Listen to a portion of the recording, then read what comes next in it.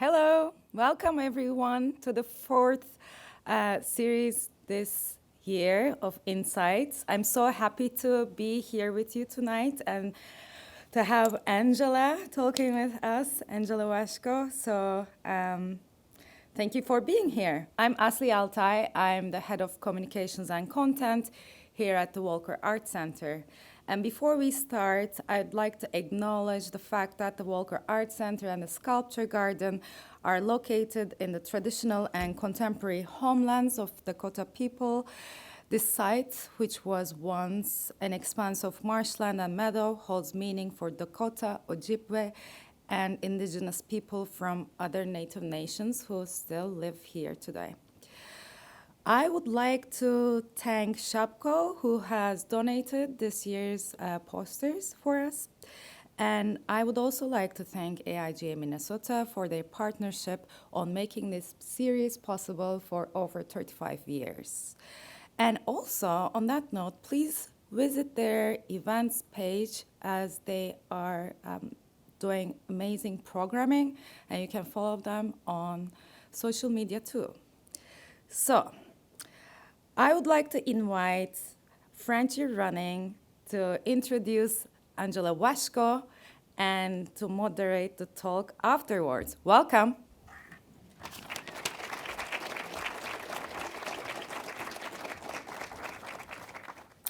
Good evening. Tonight's speaker is an artist who deftly wields many forms and materials in her remarkable practice, including interdisciplinary interventions in mainstream media and virtual environments, performance art, digital works, video art, documentary film, and video games. Remarkable also for her compelling creativity in articulating the deeper levels of toxic bigotries of, in particular, misogyny and queerphobia, in which the fear and loathing created by these bigotries in public arenas and social medias are manifest. But also remarkable for her ability to make terrifyingly clear the fear and loathing of the perpetrators. Her projects include the Council on Gender Sensitivity and Behavioral Awareness in World of Warcraft, a 4-year-long feminist intervention inside the most popular online multiplayer role-playing video game of all time, and The Game, a dating simulator wherein players experience the practices of several prominent seduction coaches, that is to say, pickup artists, taken directly from their instructional books and video materials. She most recently completed Workhorse Queen, a documentary film exploring the impact of reality television on public understandings of gender, sexuality, aging, and community. The film has won numerous awards at the international film festivals and is currently being broadcast on Starz, Amazon Prime, and Apple TV.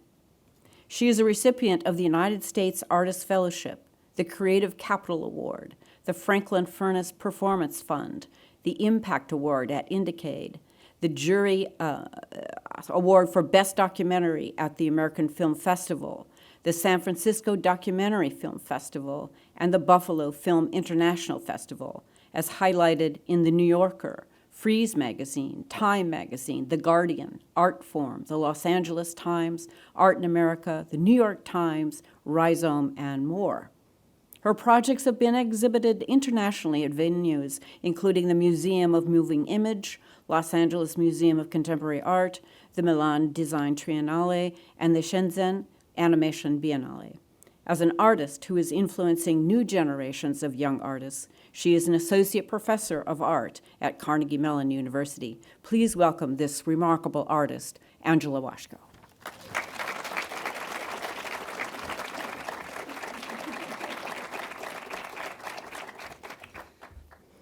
I hope to live up to such a lovely introduction. I'm very moved. Thank you so much for having me here at the Walker Art Center. I've always admired it so much from a distance, so it's such a dream to be in Minneapolis for the first time here with you all. Thank you so much to Jake Usna for the invitation and to Frenchy for moderating and all of the staff who's made my time here so lovely.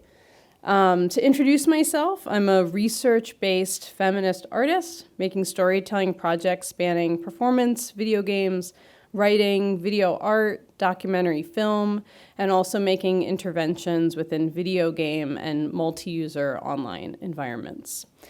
Today, I'm going to talk through a limited selection of work spanning 15 years of feminist interventions into fields and communities historically exclusionary and at times even hostile toward women, femmes, and non-binary people. Throughout my career, I've been making work across forms that critically grapples with the impact that mainstream media and emerging technologies have had on our understandings around gender and sexuality. I'm just going to adjust a little something. There we go. Okay. So all my life I've been a gamer or someone who plays video games. And for a very long time in the contemporary art world, I felt very ashamed and very secretive about this fact. But at a certain point, I realized that the stories I grew up with in video games had impacted my own early understandings of gender roles and sexuality. And this became something I felt passionate about re-examining and exploring through my artistic practice. So in 2010, I started replaying the formative role-playing video games I played growing up and started finding recurring patterns in the representation of women in these games, and ultimately made prints, videos, and video installations from my findings and called the project Heroines with Baggage as a series. What you're seeing right now is footage from one of the single-channel videos in that series called Don't Leave Me. In these video game-based works, I took on the position of a critical user, inhabiting video games and looking for these patterns within them, which are communicating something that otherwise was not overtly stated as part of the game's central plot. What you're seeing now is documentation from a 10-channel video installation, which randomized moments I captured from 20 different role-playing games I grew up with, and present their recurring depictions of women as always in trouble and in need of rescue, running scared, dying romantically for the benefit of the assumed male player's emotional engagement, being physically and emotionally weak and desperate, among other sort of tropes. I'm just going to show a couple of stills from the videos within the project from different games. Don't leave me is a phrase cried out repeatedly by women in the role-playing games that I grew up with. This is from Final Fantasy V. Another Don't Leave Me from Chrono Trigger for Super Nintendo. Another theme I found is women falling and being caught or saved by male protagonists. This is from Final Fantasy VI. This is Final Fantasy VIII for PlayStation. And the last theme, which is just one of the many themes from the project, but this theme that you're about to see is romanticized scenes of women dying while men watch them. So this is Metal Gear Solid from PlayStation 1, Valkyrie Profile from PlayStation, and Metal Gear Solid 2, so the trend continued, and another from Final Fantasy V. So Heroines with Baggage was a series of video and video installation artworks exploring my findings and representing these games I played obsessively growing up, but only focused on the narratives of the women characters who existed in those games. As I spent more time making these works, I started thinking about how the lack of multidimensional storytelling and agency around women's storylines in these games reinforced the idea that the audience for games should be men. These stories had a huge impact on setting the stage for the exclusion of women from gaming culture and the gaming industry for a long time. And although things, I would say, have improved a lot from the era that I'm looking at in this project, we still feel it today. And you can see the videos from the Heroines with Baggage series on my website. Also, this is just a photo of an installation view of the project. I was recently asked to exhibit the work again at Northeastern University's gallery and created a new wallpaper piece and series of cyanotype prints from the series. So renewed interest in that project happening now. So I'm going to move on to the next major video game project I made after Heroines with Baggage, which moved into an investigation into the culture of gaming communities. I started playing World of Warcraft in 2006, and I logged hundreds and probably thousands of hours in the game. World of Warcraft had a player base that was notorious for being quite hostile toward women, members of the queer community, and people of color, at least on every server I'd ever played on during the span of time that I played. After years of becoming frustrated with being told by male players to get in the kitchen and make me a sandwich after they found out that I was a woman behind my avatar, I started a performance and protest inside the game and called it the Council on Gender Sensitivity and Behavioral Awareness in World of Warcraft. I was into also very serious official names at the time. You can ask me more about that later. As the council, I brought players together to talk about why the player base had become so exclusionary to its most marginalized members, especially in this otherwise fantasy environment where you can literally play as an orc or a cow or a panda. The council aspired to create a discussion platform and created public visibility for the issues of exclusivity that players faced in the space by meeting and talking about it regularly and literally taking up space with these often silenced and marginalized perspectives. So you're seeing some video documentation of one of the performances here. I'm going to show some quickly exhibition views of the project, even though for me the primary audience for this project is the people in the game who are encountering the intervention in real time. I also exhibit documentation of the projects as well in installations in art galleries and museums.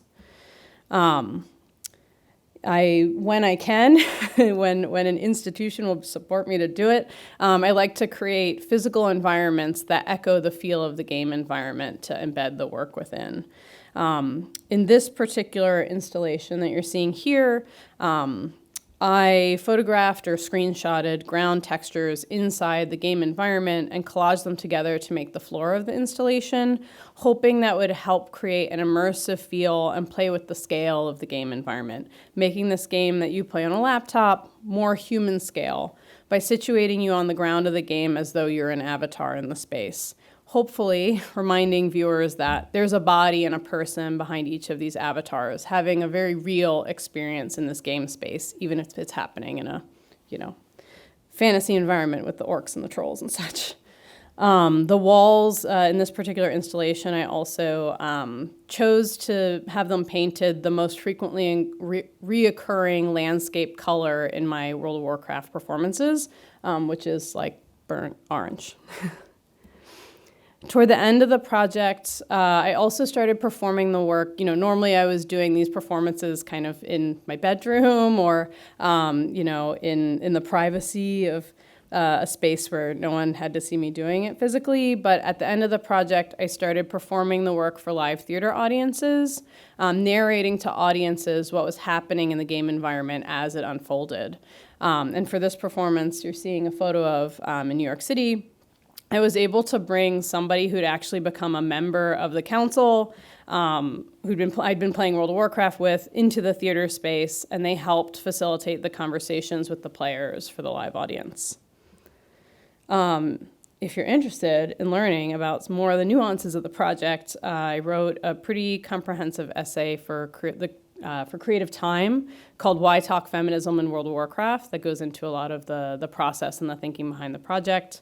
And there's also a lot of the documentation is on my website as well. Okay, so in the midst of that long-term project, I started another one, which was also focused on facilitating dialogue within niche internet communities that are not inclusive to women.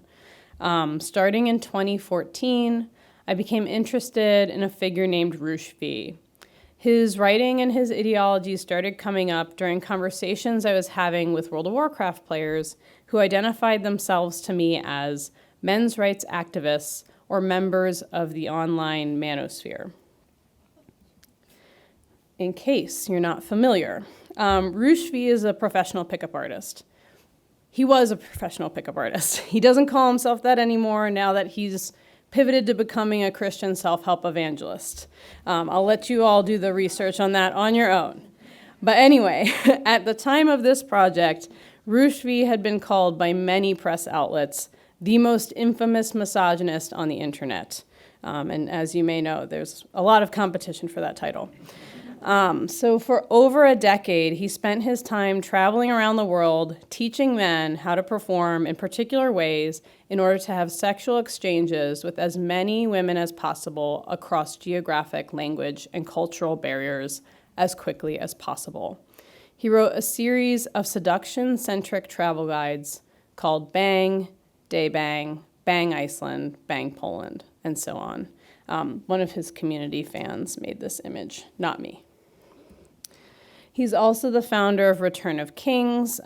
It's recently been shut down. For a long time, it was a very active online alt-right blog with many writers devoted to discussing neo-masculinity, a popular ideological term within the manosphere, coined by Rushdie to identify men who wanted to return to what they describe as radically traditional family values, where they would like to see women in the U.S. have their right to vote revoked and have women removed from the workforce, among many other infuriatingly anti-feminist conservative things.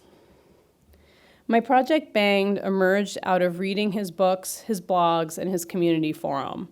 After reading so much of his writing for his online devoted community of followers, one thing really stuck out to me. In Rush's many detailed accounts of his sexual exploits, the perspective of the women he's very explicitly describing in his books and web posts were never represented. So I decided that I wanted to create a web platform and book project through which I'd hoped to give the supposedly hundreds of women that Rushdie has had sexual exchanges with using the extremely aggressive strategies outlined in his books an opportunity to anonymously report their experiences. After pursuing mainstream media distribution of my call for these women, it occurred to me that Rush knew about my project, as he wrote about it on his Twitter account. His awareness of the project changed it for me. He became less of this abstract villain that I was free to run this sort of distant smear campaign on, and more of a person and more of a possible subject. I decided that I should stop mimicking the same shock media tactics that his own community would use for different reasons, and move toward instead investigating further into actually trying to understand his motivations and the growing appeal that he and his practice held for his increasingly large community of followers. So I pursued getting Rushdie to do an interview with me via Skype, you know, the thing we used before Zoom.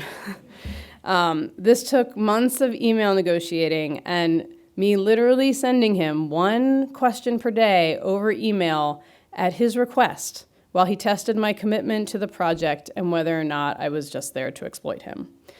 The video interview ended up being 2 hours long and was very exhausting. In advance of my interview with Rushdie, which I'll show you a portion of in a moment, in advance of the interview, I did my homework. Rushdie had done a handful of interviews with mainstream publications that basically made fun of him. Based on a primer he wrote on his blog called How to Do Interviews with the Mainstream Media, I was able to find the things that Rush was sensitive to and what might go wrong. In this blog post, Rush made it clear that he was very sensitive to being misrepresented, he hated being paraphrased, and definitely despised being challenged. The post made it clear that if he felt as though the interview was designed to exploit him, that he would subvert it by trolling the interviewer or end it entirely. So going into the interview with Rushdie, I had to treat it like an endurance performance, and I made myself some rules. I've only recently started sharing these rules, so welcome to my new approach to sharing this work. So here are some of the rules that I made for interviewing Rush as a performance. Number 1, structure interview around your email questions to keep him comfortable and bring his guard down.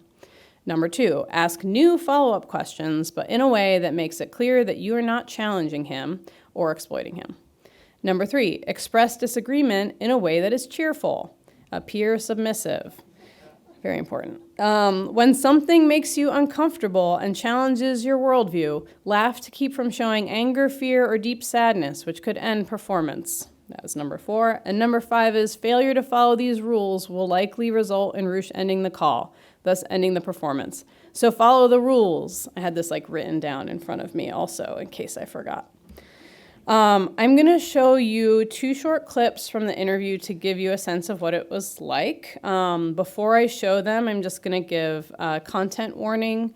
In this conversation, we will talk about his sexual behaviors, and he expresses what I would describe as generally misogynistic and transphobic sentiments.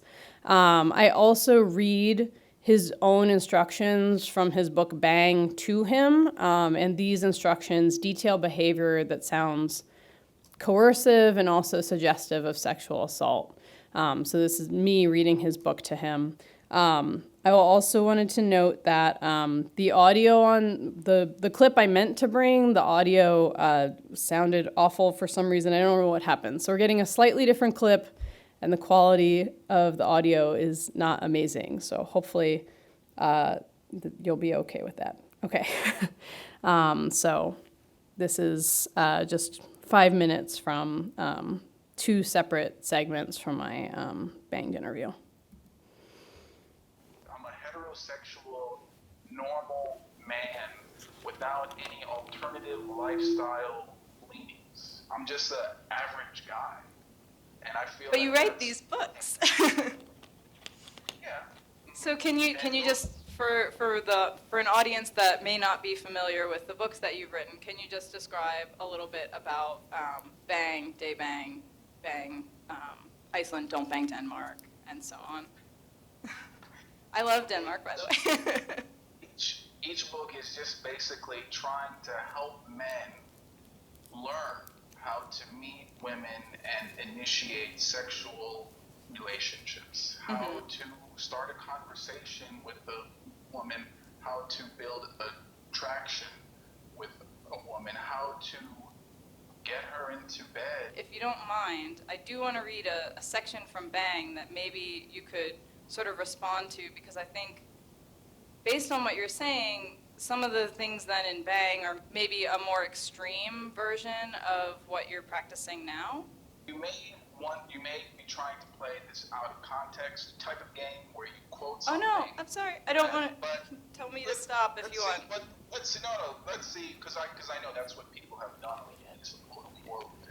I just want. Well, I'll let you respond to it, because I don't want you to get upset or anything. Sure. No, go ahead. Hey, if that's what I wrote, it's theirs. This is just called, if you don't feel like a creep, you're not pushing hard enough. Oh God. Yeah, I mean, you're like, this is a great start. And again, like, Go ahead. I'm not trying to exploit you. I'm just. She's not going to invite you upstairs like in the movies. She's not going to tell you she wants to have sex with you. She's not going to grab your dick and put it in. You must always be making the first move and always be pushing. If you're scared, she'll think of you as a creep. That means you're on the right path. Remember that girls who like you are flattered that you want to have sex with them, so moving quickly is an indirect way of showing interest that can be helpful for new relationships. Get her to your place or hers the same night you meet her. Get her into the bedroom. Take off her clothes and keep going. If she resists, take a break and start over again. Break her down and bang her, and then take her out and bang her again. And then on page 90-something, pound away like a jackhammer until she gets tired and gives in. This isn't an elegant approach, but it works. Any human resistance can be broken down with enough pressure. I just feel like that's a little bit more extreme than what you were explaining earlier. How did I not win the Nobel Prize? Since this may go to a room full of feminist artists, writers, and cultural producers, if you could give a direct message to them, what would it be? If you're a girl, grow your hair out. There is nothing more beautiful than a woman with long hair that's smooth and smells nice. I mean, that just gets me every time, and yours is so short. I would just tell them, stop shaming men for being men. Stop trying to eliminate the male gender, the female gender for your androgynous sex in the middle where everyone is a freak. They're just confused about who they are. It's okay for a woman to be a woman, for her to want to raise kids, to want to stay at home. It's okay for a man to want to feel strong. But anyway, I would just say men, I'm not trying to to convince them, because I'm not trying to change how they live, but I would just say the one thing they can do is, just because you see a man who wants to be a man, don't shame him. Don't try to change a law to prevent him from doing what men have been doing for thousands of years. Men don't really want to hurt women. We don't want to assault them. I mean, yeah, you're always going to find a man who is violent, but most men like me, we just want sexual interactions that are fun, that are good. We just want to pursue our male hobbies, going to the gym, playing games. And I don't understand where this male hatred comes from, but I believe if men are allowed to do what they want, if they are happy with their, hobbies, then they will treat the women in their lives fair. And that's it. What's your problem with short hair? I think women, I've never seen a girl who looked better with short hair than longer. Unless you have like a pumpkin face or something, like a really ovally face, which I think you would look better with longer hair. You would just look more attractive. That's all I'm saying. Like, so the women that you're looking for, what sorts of traits do they exhibit? Like what sorts of beauty? And That's the main I mean, thing. it sounds like they also have to be somewhat submissive. Yeah, they don't really get to say, I never ask them, so where do you want to go tonight? Never. I mean, they don't really have a choice. I mean, I may give them an A, B option, but I never say, so what do you want to do? They want me to lead them all the time. A woman doesn't want to have to think about what to do, where to go, what the plan is, where are we going next. And if she does, she's a domineering person. I'm going to interrupt this moment to just make sure that I'm connected to the right audio. External headphones. Yes, I am. So yeah. So the women Oop, that you don't need to live through that again. So yeah, apologies again about the sound situation in the room, but it's also available. All 2 hours available in full on my website if you want to see it. But yeah, this is a really complicated project to talk about in a few minutes. It took on a lot of different forms, and the reactions to this project included, on the one end, a multi-year social media-based harassment campaign against me by the manosphere, and on the other end, I received a regular stream of emails from women who shared their experiences with pickup artists with me. And somewhere in between, surprisingly, I was reached out to by a large number of men from the manosphere who admitted that they'd never had a conversation with a feminist before, and that the interview with Rush V was the beginning of a shift and change in their one-dimensional understanding of what feminists might be like, and a beginning of questioning the materials that they were being provided by in the manosphere. Not what I set out to do, but a positive byproduct, I hope.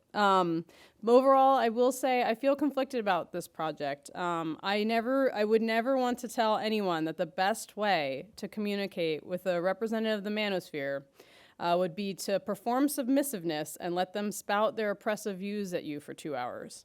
But at the same time, given the context of the performance, it was important to me, I wanted to facilitate a conversation across increasingly polarized online communities. This was before the Trump presidency. I was part of a community that was being called the digi-feminist community, and Rush was representing the manosphere, these two completely political opposites that would never normally talk online. So for me, interviewing Rush V was a way of holding him accountable for his views, the non-consensual behavior he describes and recommends in his books, and the community that he's built around the sexual assault and harassment of women. The project ended up being published in book form. The interview video and transcript was published in a variety of journalistic publications. I made an installation version for art galleries. And the final manifestation of the project was an intimate storytelling performance where I highlighted the meandering and shifting nature of the project, my own performance, my ongoing correspondences with Rush, the stories I received from women who encountered pickup art in their lives, and the unsolicited interactions I had with the members of the manosphere community.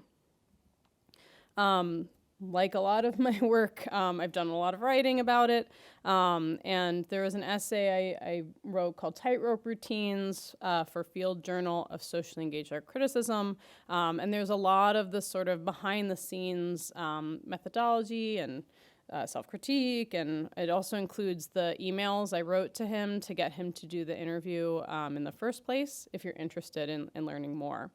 But the research that I did and the various projects I made under the Banged Project umbrella led directly into the research for my next project, The Game. Before I talk about this project, I'm going to give a content warning for it.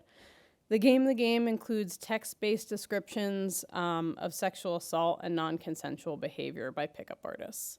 I will show later a clip that's more difficult, and I'll give another warning before that. But if you're sensitive to or have experienced trauma around this territory, I won't be offended at all if you don't want to see or hear about this project and you want to walk out at any time. So just putting that out there in the room. So yeah, after the Banged Project, followers of other self-identified seduction gurus reached out to me to tell me that Ruch's variety of pickup art was much more extreme and much more misogynistic than the other types that they said were more focused on teaching men self-confidence and self-improvement oriented and designed to help level the dating playing field, which was a term that was said to me over and over again about these other pickup artists. So I was interested in the idea that these pickup artists are all teaching different approaches, and at the time I was slightly hopeful that maybe they weren't all harassment, coercion, and assault oriented. Spoiler alert, I was deeply disappointed and at times shocked by my findings.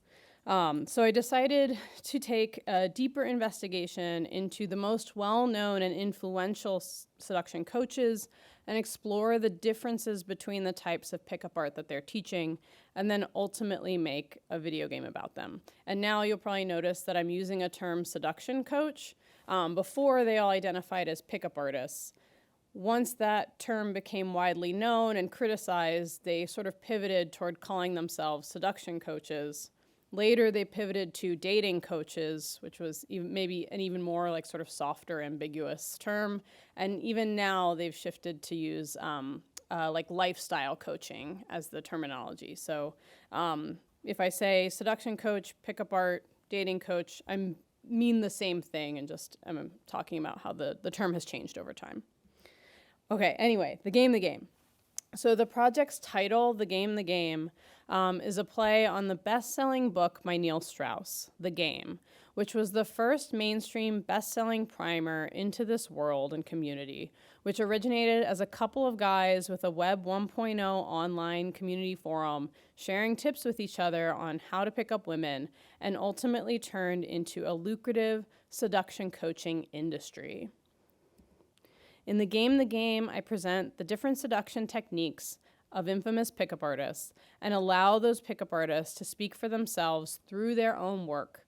And I put players into the position of interacting with them in the most common location for pickup art historically, the bar. Players, regardless of personal gender identity and sexuality, are put into the position of experiencing a common scenario that femme-presenting people experience, having their personal space invaded when it's unwelcome by men who feel entitled to it. The first pickup artist you encounter in The Game is Julian, who is designed from research material from infamous pickup artist Julian Blanc's first major multi-DVD seduction training program, Pimp. Sorry. I just had to do that. This is what the Pimp program costs now, or actually this is what it cost right before they took all of their materials offline recently, as the Real Social Dynamics, that's the name of the seduction coaching company that Julian Blanc works for. They've recently taken all of their old materials offline as they're rebranding as a lifestyle coaching program. So yeah, all of the dialogue by the pickup artists in the game is constructed from actual word-for-word advice written by these pickup artists in their books, taken from their conference footage. These pickup artists, they go around the world to different venues and host really expensive mega conferences for rooms full of men like this to learn their techniques.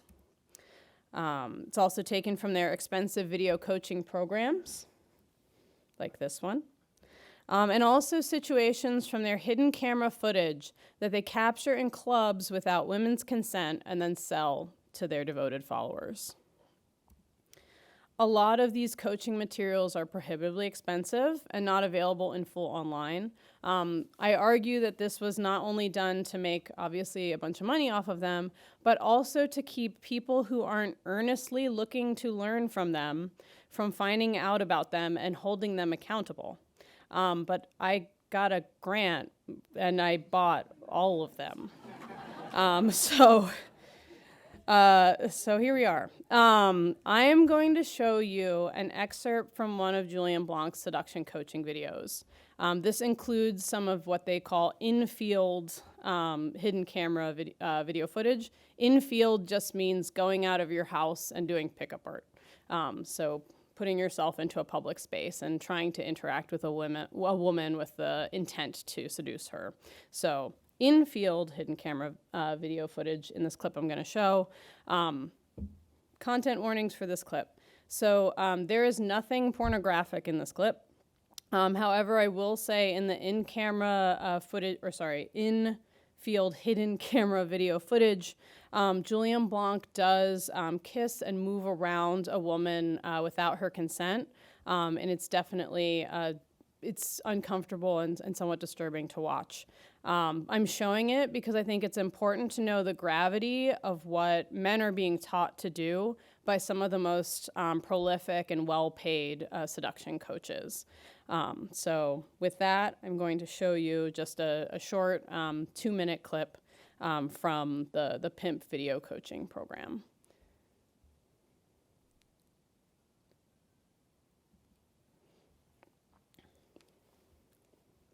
So when I'm like, you know what, it's after party, let's go, I'm gonna throw in the word now. Okay, like, you know what, after party, now. Boom, and I will order and command now.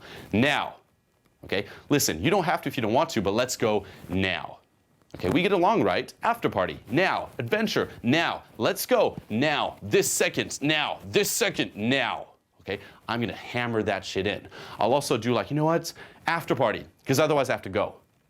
AKA, it has to happen now. Okay, so keep that in mind. Take the responsibility off of the girl and create a sense of urgency. Kiss me goodbye, a real kiss. No, we're very done. nice We're guys. done. I'll never see you again. We're just Don't give a shit. But look, but Julian is a Frenchman. Hey, we have so much Sorry. in common. Apologies. What do we have a in good night. common? What do you Pleasure mean? to meet you. The Pleasure. connection. We're just like, Ridiculous. we're too similar. Erica, She won't see. no. I'll hide it. I have massive shoulders.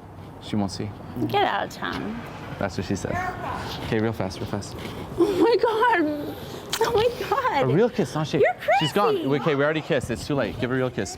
You're crazy. Redemption. It's like a video game. Redemption. Are you gonna cheat on a shitty kiss? No. That's a good point. Am I gonna cheat on a shitty? You already Yeah. cheated. You already What does that cheated. even mean? You Yeah. cheated on a fiance on a shitty kiss. Is that really what you want? Where did 2 minutes. Where Come did here. you guys come Wait. from? Can I just hug you goodbye? I'll hug you goodbye. You can give me a hug. Goodbye. Okay? 2 minutes. Are you with me? And kiss me.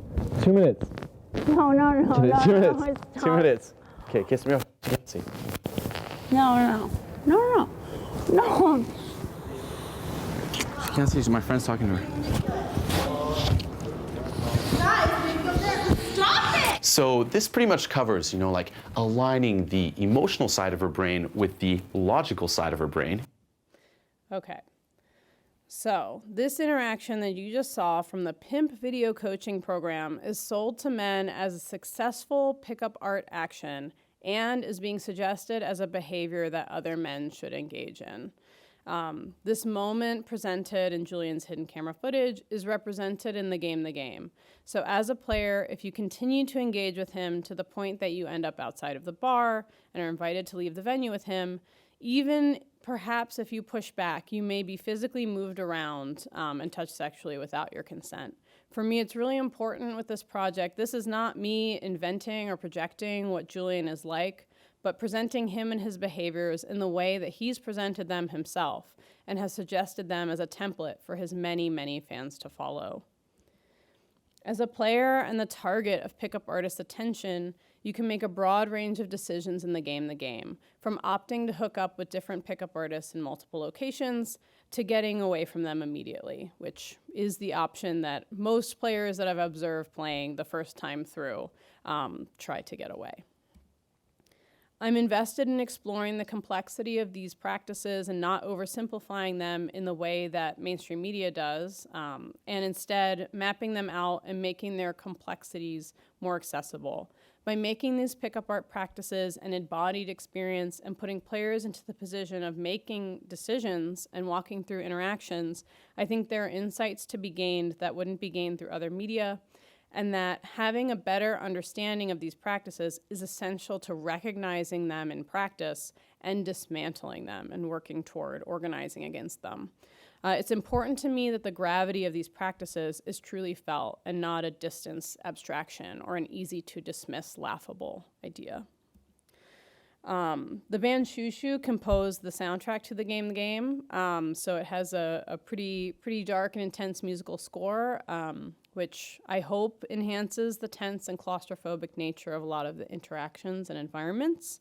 We're actually going to do a little demo playthrough together in a little bit, so I will save this musical sample till then. Whoop, just kidding. Yeah, something bad is happening if you hear that music. I often show the work as an installation with, in conversation with much of the original research materials used to make it. I like to provide context for this field that the work is situated in before and when people are experiencing the work. This was the first ever showing when the game was supposed to be finished, but it wasn't. So I just made 1.0 chapter 1 version, which I continue to do for like 4 years because it took forever to make. These are more installation versions and different opportunities to explore what it would be like to show this work in a gallery or museum space. This is kind of more of the approach that I've landed on more recently.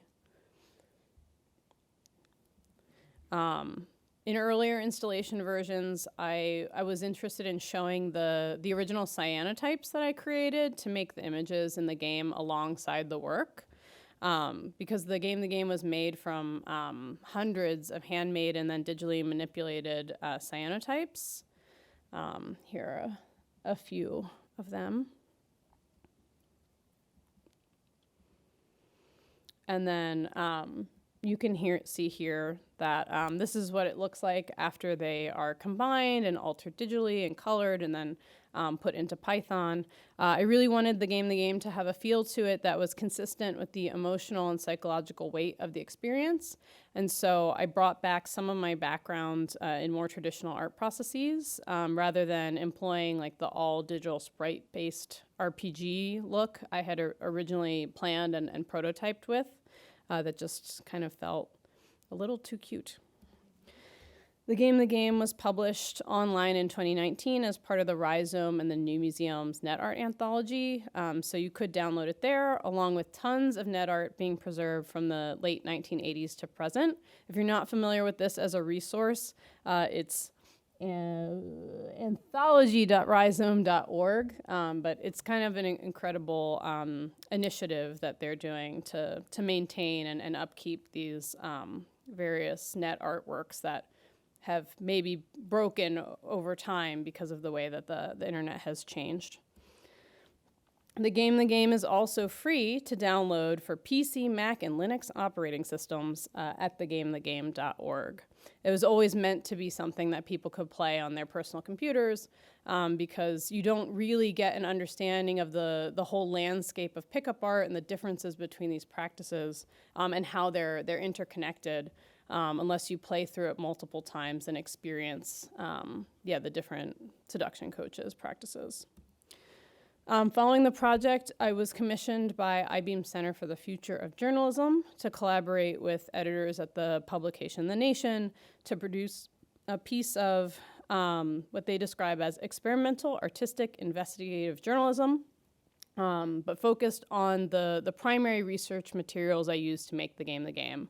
So as a result, I created a series of interactive data visualizations showing the interrelationships between figures in the male seduction community and their coaching materials, as well as a new game, which I called The Game. Since it's a text-based interactive narrative game, walking users through the history, practices, and specific terminology of the community featured in The Game. For me as an artist, it's been important to think about how I make the research behind my projects visible to different audiences.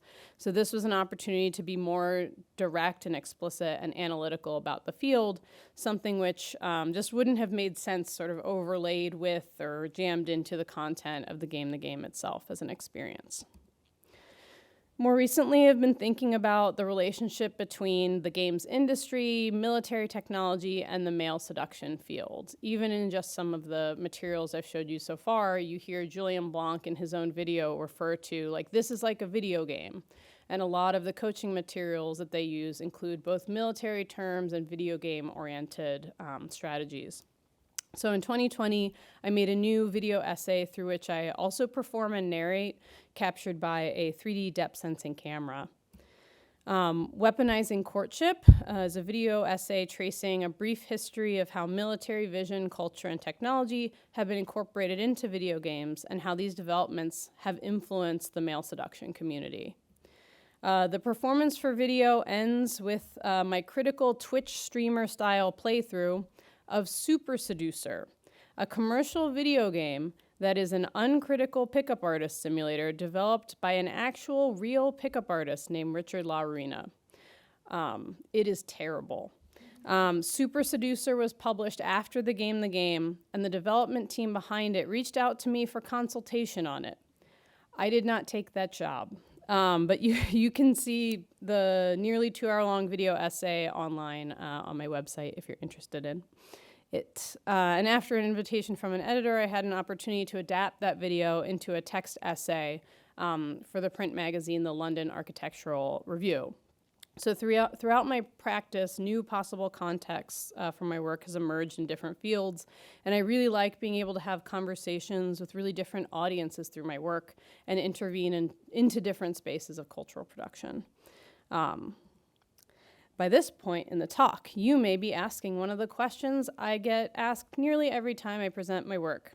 Angela, how do you keep dealing with all this toxic masculinity? Why do you keep throwing yourself into all these messes?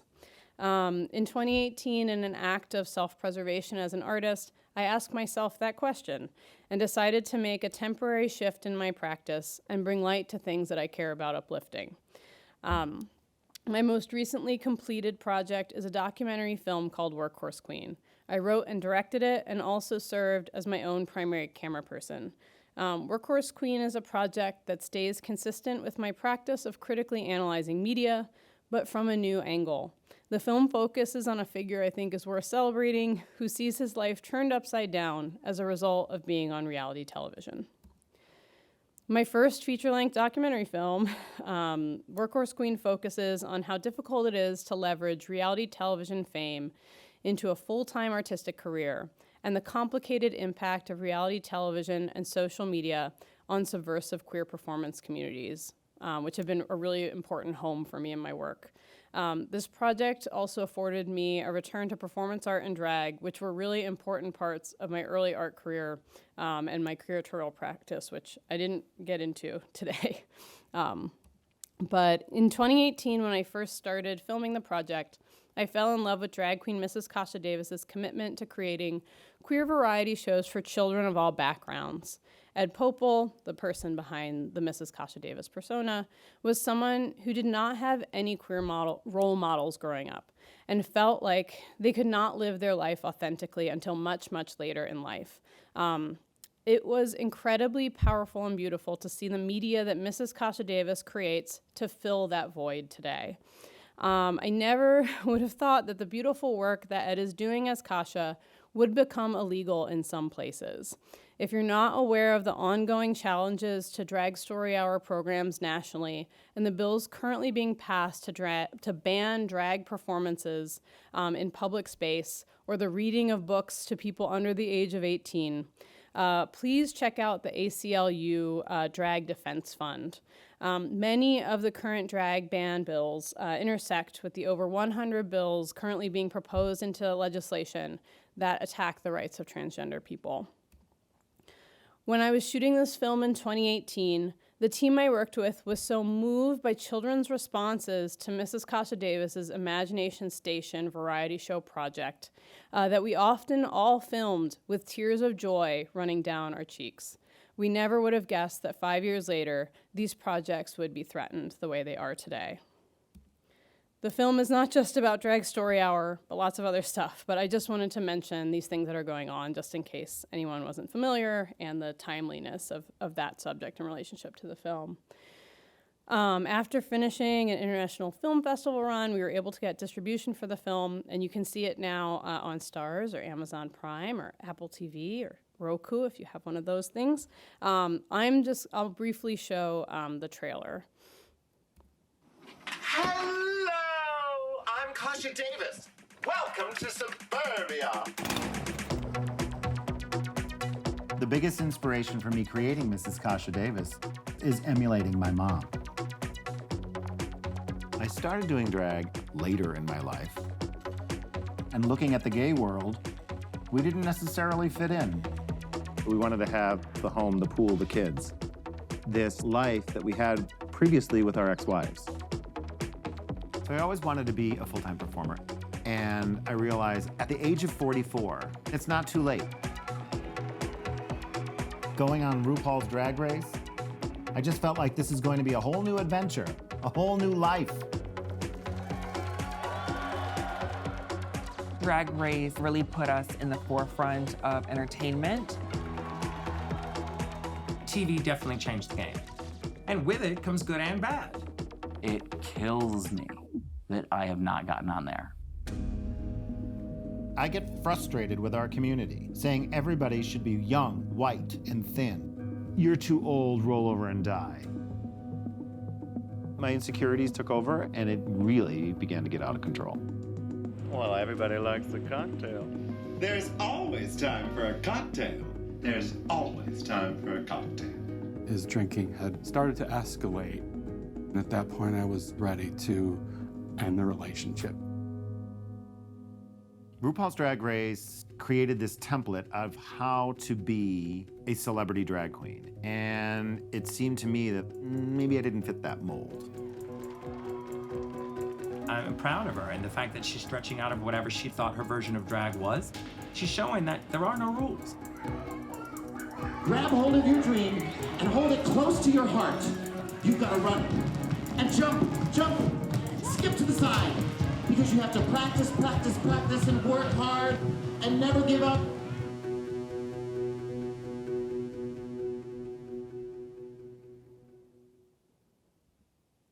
Very different project. So yeah, that's some of the work that I've done. I just wanted to share with you briefly something I'm working on now. For the past several years, I've been taking on really big issues and challenging communities, and often the work is dangerous or if not very emotionally draining. After having a baby during the pandemic, I decided that I wanted to take a little break from making such macro-scale storytelling projects and create an intimate, thoughtfully hand-drawn, I hope, and personal storytelling video game about child care experiences during this anxiety-ridden time. Mother Player is an experimental narrative video game featuring pregnancy and early parenthood stories from artists during the global pandemic. It centers around my own experience, finding out I was pregnant the same day that lockdown started, and follows my journey figuring out what pregnancy and parenting would look like in this new, isolating, uncharted global health crisis landscape as an artist. The game was inspired in part by the lack of multidimensional pregnancy and early parenthood stories that I'd experienced in video games. I'm just gonna turn that down a little. You're seeing a sample sort of early demo playthrough video of Mother Player right now. All of the interfaces, animations, fonts, buttons, dialog boxes, and icons have all been hand-drawn and animated by me, and often in between Yvette's waking hours, my daughter's waking hours. So when she's like napping, I was drawing many, many frames of animation. My partner, Jesse, made the soundtrack by manipulating all of Yvette's toys that produce sounds, often very annoying sounds. So the transformation.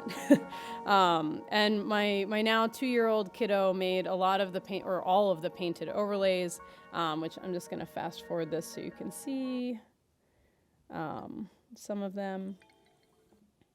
Yeah. I hope that this project will become sort of an intimate time capsule featuring vignettes of what the state of childcare looked like during the pandemic. I'm, in addition to showing it in sort of art contexts like galleries and museums and games festivals, I also want to distribute it via video game consoles and Steam. It's the most personal thing I've ever made, or the most transparently or obviously personal thing that I've made. So it makes me a little nervous, but I'm working on it. Also here are some, some of this talk was very heavy. So look, a baby. These are photos of my daughter Yvette. This is when she was pretty little, like 8 months old. Finger painting on top of early prototype drawings. These didn't make the cut. She's painting with brushes now, so. And she likes the work. It's not a job, okay? Although she does get a credit in the game, so. Throughout my practice, I'm committed to examining the cultural byproducts of media, entertainment, and emerging technologies in order to rethink them and create counter-narratives, performative disruptions, and alternative stories in a variety of forms and distribution methods. I hope that my practice tells complex and unconventional and underrepresented stories about the media we consume from new perspectives and reaching different audiences. I've done a lot of talking. We have 10 minutes-ish left. So to close the talk, I would like to move us through a participatory playthrough experiment.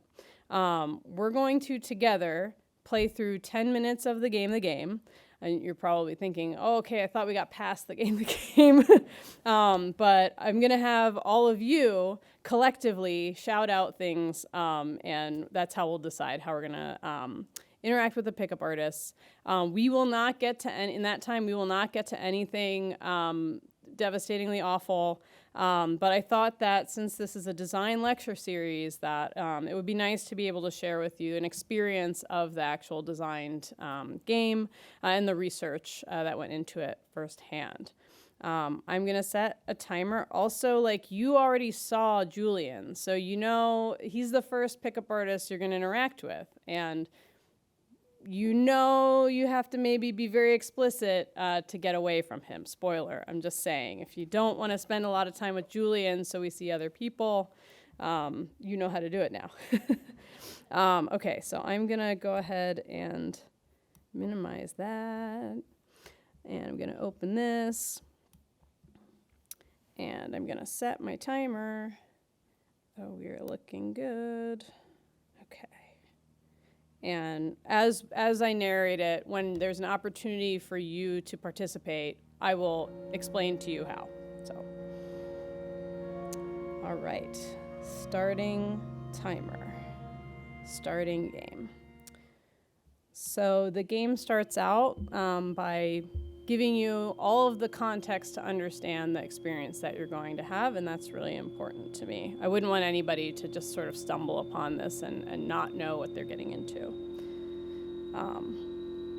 You've already gotten the long version of this, so, and a content warning, of course, about the nature of it. And then I give you an opportunity to consent to the experience. This part's not going to be participatory. We are going to continue. So I'm going to narrate. It's been a long Friday at work. You're finally off. You've arrived at your favorite bar looking forward to a relaxing evening with your best friend. You're pretty tired, but it's a little too late to flake on her now. You decide to, option 1 is enter the bar, option 2 is change your mind and go home. So I'm gonna have you yell either 1 or 2. Thank you. Okay, I always worry a little bit. Okay, you step into the dim lighting of your favorite bar looking for your best friend. You haven't seen her in ages. You've really been looking forward to catching up. It's a popular bar and it's starting to get crowded. You scan the room and look left. She's not over there. You turn around and look right. She's not over there either. You take a seat on a bar stool, planning to order something while you wait. The bartender is busy but makes eye contact with you.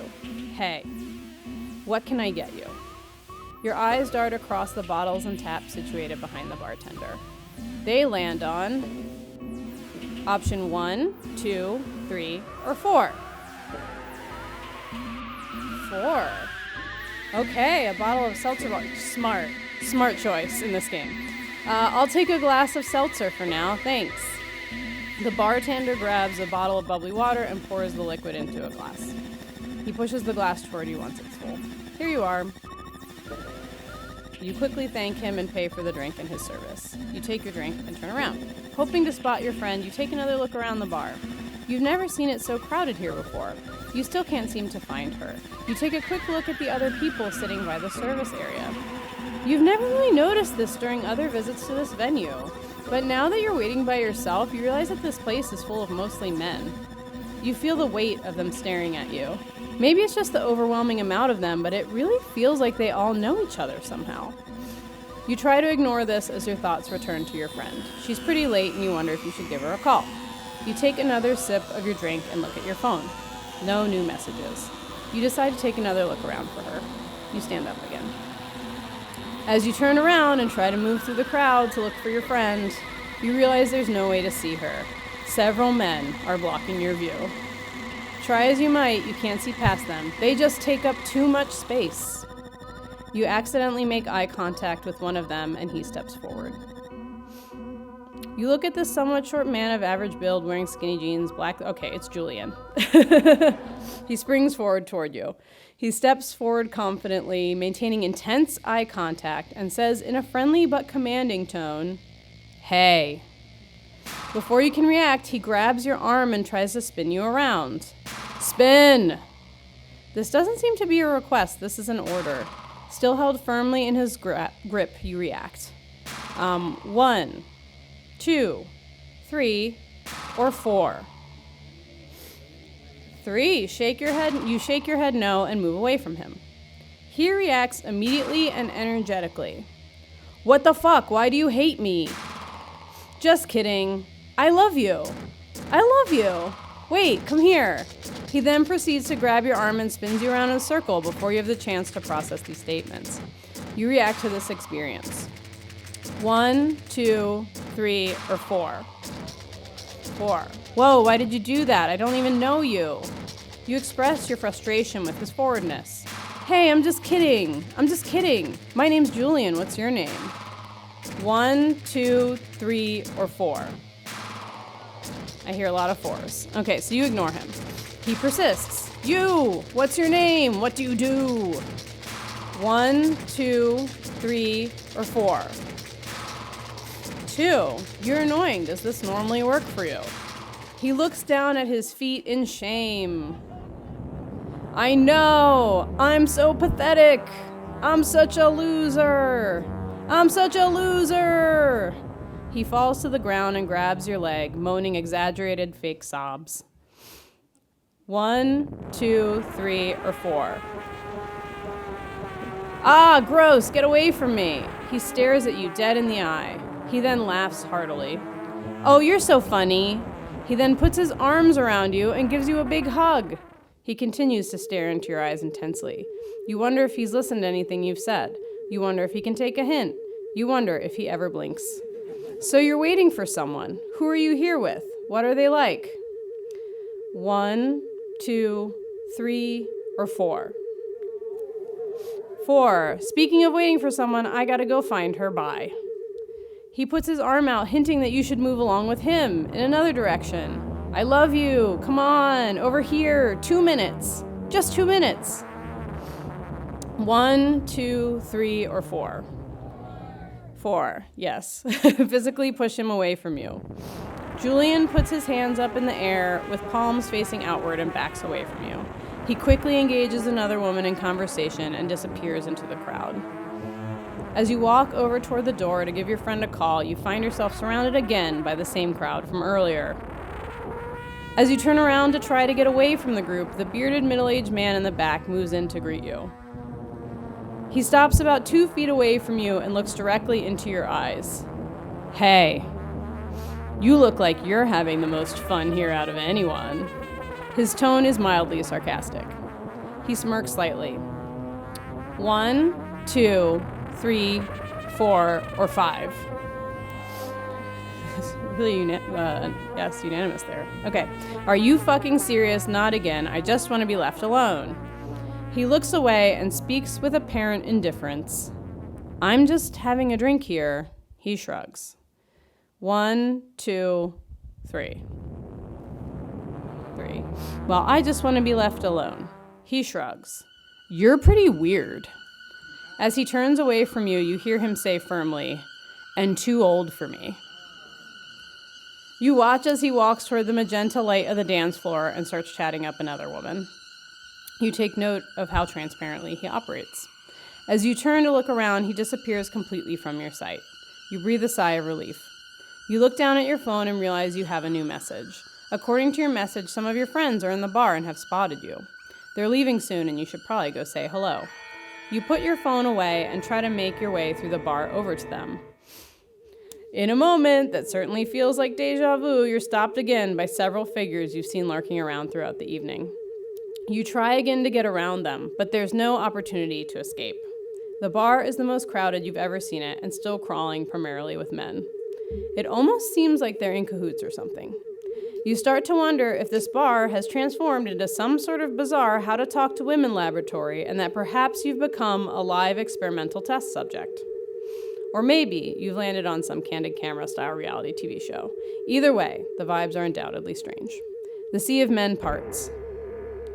Not looking terribly eager to talk to you, the oldest gentleman in the room slowly and calmly steps toward you. Unlike the other men you've engaged with this evening, he gives you ample personal space and seems very relaxed. You watch him pull out a small notepad and a pen. Quickly, he scribbles some words onto the notepad. Smiling warmly, he looks up at you and hands you the notepad. You look down at his note and it reads, "Hi, I'm taking a survey on bad lines. Circle which one you think is the worst. Number 1, come here often, sugar pants. Number 2, hey baby, can we go out in the cold and hug?" I'm sorry, I'm cough. Number 3, hi, I'm taking a survey on bad lines. You look up at him and he smiles again. 1, 2, 3, or 4. I'm so sorry. 3, I'm really not interested in meeting someone tonight. He gives you an unimpressed look. One of these days, you're gonna see a man across a room and you're gonna wanna meet him, but it's not gonna happen because he's going to intuitively pick up on your incredible capacity for rude behavior. He looks disappointed. I am a lonely person trying to overcome my shyness, and you've just slammed me back into my shell for months. I hope you're happy. He turns his back on you, disappearing into the sea of people. Perplexed by his reaction, the timer's about to go off.